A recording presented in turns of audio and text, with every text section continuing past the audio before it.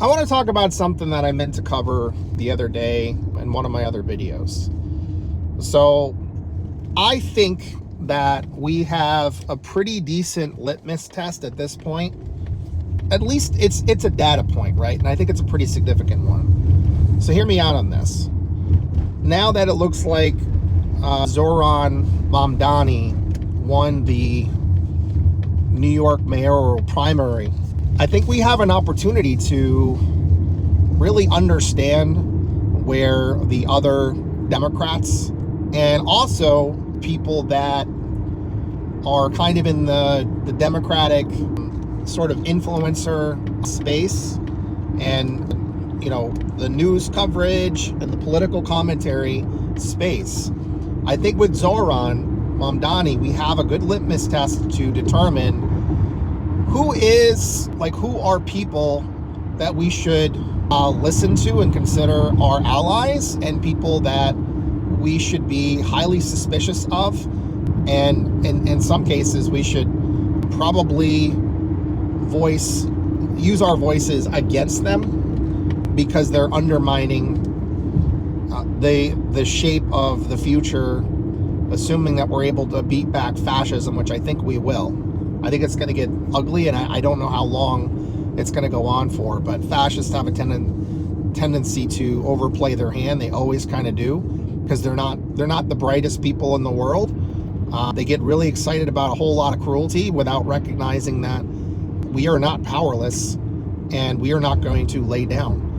But with Zoran Mamdani, I'm already seeing the Democratic leadership, instead of getting behind him, instead of recognizing that he hit something that's really important. He spoke to the people, and all he did was listen to the constituents in the area that he wants to be mayor of, right? In the most diverse populated city in the United States, right? And he won over a lot of Jewish people and Palestinian people and different age groups, young people, older people. Like, he kind of hit the mark in a crowded field, and he beat a big name. Like, Andrew Cuomo is kind of a Goliath in terms of like name recognition. And he's a bastard for sure, and so is Chris Cuomo and Andrew Cuomo. They're terrible people. They represent a lot that's wrong in this country. Like, that like name recognition matters more than your policies, like who you're fighting for and who you don't represent. Like, they go along with like genocide. They go, like, I heard Chris Cuomo like, taking shots at AOC for saying that we should impeach Donald Trump because he committed high crimes and misdemeanors. Like, he did an act of war without the approval of Congress, which is completely unconstitutional. And that's just like one on the list of like many different things. But, I've heard Kirsten Gillibrand on like a radio show be incredibly Islamophobic and just outright smear Zoran Mamdani. Hakeem Jeffries is trying to act like, Zoran Mamdani's positions in protecting Jewish people are somehow insufficient. They want to weaponize this, like other people's comments about a global intifada, which really just means that, and again, like, I think Gandhi had said this, that until Palestinians are free and granted full human rights, like, none of us are truly free, because he believes, like I believe, that none of us are free until we're all free. Like, everybody should be free of oppression. Everybody should have full democratic and full equal human rights. And that's all that they're speaking to. That, like, saying that there should be a global intifada means that we are all still in a struggle against oppression towards marginalized groups. And like, the United States has done a lot of damage in leaning into Islamophobia. The white supremacists in America and worldwide have done a lot of harm and advocated for anti-Semitism. And the groups that claim that they are against anti-Semitism, they're often fueling anti-Semitism. Like they're often like the Anti-Defamation League, which sounds like a good idea in principle, has been weaponized to fuel anti-Semitism and to lie about what anti-Semitism is, because they've said that, you know, anti-Semitism is when you criticize the government of Israel for engaging in the genocide that's funded by our taxpayers, that somehow you cannot disagree with the bad things that Israel is doing. Like, there are all kinds of human rights violations happening. Israel has basically gone to war with 6 other countries unprovoked. So, like, I don't want to hear about, like, your defense of, like, if you're defending a genocide, you're on the wrong side of history. If you want to claim that anti-Semitism is anything other than just the actions, like statements and deeds that are just about hatred towards Jewish people for the sake of being Jewish, that's what anti-Semitism is. Criticizing Israel does not meet that criterion in any sort of way. Like, and then, like, the idea that, like, a whole bunch of Democrats, like, it's just weird. It's like a cult where they're like, you know, Israel has a right to be a Jewish ethno-state. No, it doesn't.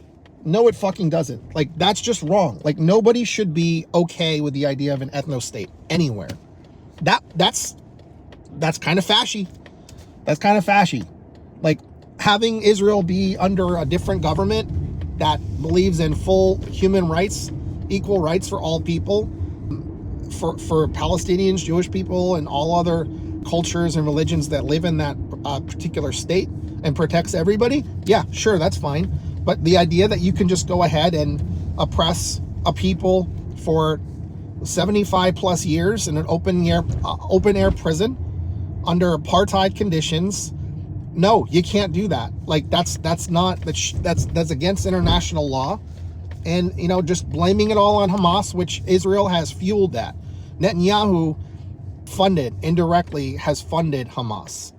And they knew that there was plans for the attack that occurred on October 7th over a year ago, and they did nothing about it. In fact, they just basically opened the door by sending most of their military to protect people that were stealing homes and stealing land from people. So I don't want to, like, I'm tired of the bullshit arguments. Like, we can talk out of both, like, we can hold many thoughts at the same time. We can say that Hamas has been a radicalized force, but you have to say why it was radicalized. And if you say that what happened on October 7th is bad, yeah, I agree with that. No citizens should be harmed. But, like, what has Israel done? We have estimates that somewhere around 400,000 people, mostly innocent people, mostly women and children. Half of that is women and children. Completely destroyed Gaza, hospitals, killed journalists. It's unprecedented how many journalists have died because of Israel on purpose. Journalists and their families. Like, in all other conflicts, we have never seen this scale. Never. Bombed all the hospitals, bombed all the schools, keep justifying it, saying that, you know, they're using human shields. When the hell is that ever a reasonable argument? Like, if a kidnapper grabbed your grandmother, you think it's okay for the police to just blow them both away? Is that an argument? Is that what you're really justifying? Does that make any sense? In any other context would that make sense? So keep an eye out for what the Democrats are saying about Zohran Mamdani and who's getting behind him and who isn't, and what kind of attacks they're using. The right wing is just going full fascist. They're like, you know, I guess we forgot about 9/11, as if that has anything to do with Zohran Mamdani. Americans are from all over the world, all different races and cultures. And again, there's only really one race. That's the human race. The rest of it is for the racists to fight over, and to pretend that there's real differences between the races. That's just bullshit race science. And you're an idiot if you buy into pseudoscience, cherry-picked bullshit. That stuff's long been debunked. You refuse to learn the lessons. That's not my fault. That's yours. Listen to what they're saying, and they'll make a list, because we really need to be making a list of the people that we need to fucking primary and the people that we need to get the hell out of the Democratic Party. And obviously, you know, it's going to be a very short list of Republicans that should stay in any sort of position of power, I would chuck the whole lot of them. I think the Republican Party should be abolished. I think we need a multi-party system, and I think we need much stricter standards for what we accept among politicians. And we have to outlaw, I think we have to outlaw lying for the news and for politicians, because when they lie, people die. It's not acceptable to me for politicians to lie to us. I don't understand why we tolerate things that should be intolerable. That's just my position. That's my little TED Talk for today. I may have some more because I'm off. I'm off until like the 24th of July, so that's pretty cool. Today is the 2nd of July. It's about noonish. So if you've been watching my content, I really appreciate you. I really want to get the community going that I started my Patreon for. My profile is Born Free 44.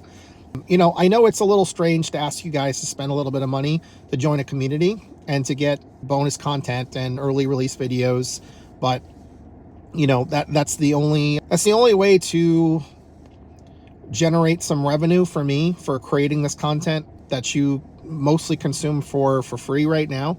And I formed a community space, and I think it makes sense to fund creators. Like, you guys will pay for your cable bill, you'll pay for your internet service, you'll pay for other subscriptions, and many of those don't offer the kinds of value that creators like me provide, that cut through the bullshit, and we spend our time to try to keep people informed and educate people.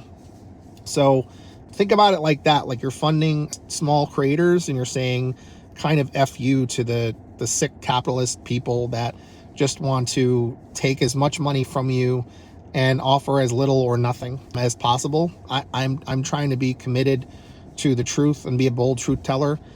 And this is not at no risk. Like, at any point, it's very possible that I get targeted by this fascist regime because they don't like people that are critical, and they don't like people that encourage critical thinking skills and people that tell the truth. I know the Democratic Party, there's lots of people that would smear the shit out of me for telling the truth about their bullshit.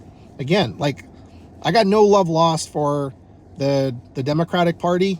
I know there's a lot of good people in there, but the leadership, they're freaking garbage, man. I don't know what the hell happened to them. Like, so many of them seem like they're brainwashed by AIPAC. And the ones that I care about, that I see hope, are the ones that are not funded by AIPAC, and they don't take PAC money. They're not corrupted by money. And I want to get money out of the system. We have to overturn Citizens United, which is a big ask, because that kind of means that we have to do something about the Supreme Court first, which I don't know if that means pack the court or what. Probably, unless we can get some of these guys impeached, which they should be impeached. The ones that are like taking a lot of money from big money donors, like Oddly, like I don't know about Oddly, as like a Republican that is a token sellout. Like Clarence Thomas is, I forget the guy's name, but he's super buddy with this one right-wing billionaire who is literally like, he collects a lot of Nazi memorabilia. So we have a pretty good idea what sympathies he has. And that's kind of not really normal, like a lot of it. And he's got like a statue or something in his yard or his back area or whatever. And he's taken a lot of money and a lot of, I think it's Harlan Crow. That guy's a sick human being. And then Justice Alito is pretty freaking corrupt. Kavanaugh should have never made it in there. Amy Coney Barrett should have never made it in there. They're kind of unqualified. And they're all like, you know, Federal Society freaks from that whole think tank. Anyway, so that's my spiel. Please consider joining me over on Patreon and check out the other ways you can support me. There should be a banner in my YouTube video. Some of the affiliate programs that I'm attached to, like Ground News. It's a great way to get your news, and it shows you bias. It shows you the factuality rating. It shows you who owns the media source. Those are all important pieces of information, and it, you know, for the same story, it shows you all the different the articles and the sources that are covering it, and shows you the how they cover it, which is important. Having media literacy is really important, and political literacy is really important, and general literacy.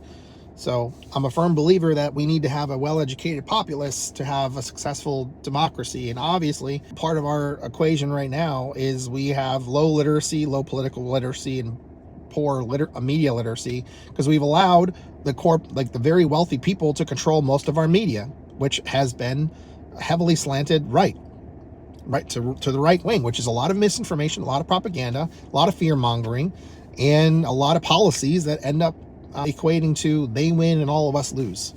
And they're about to take away basically everything from us with this big ugly bill, the everybody's gonna die bill. We'll see what happens with that. Honestly, I'm not really sure how we stop it, but I think we should do everything we can to try to stop it. All right, you guys take care, and yeah, have a good rest of your week. Bye.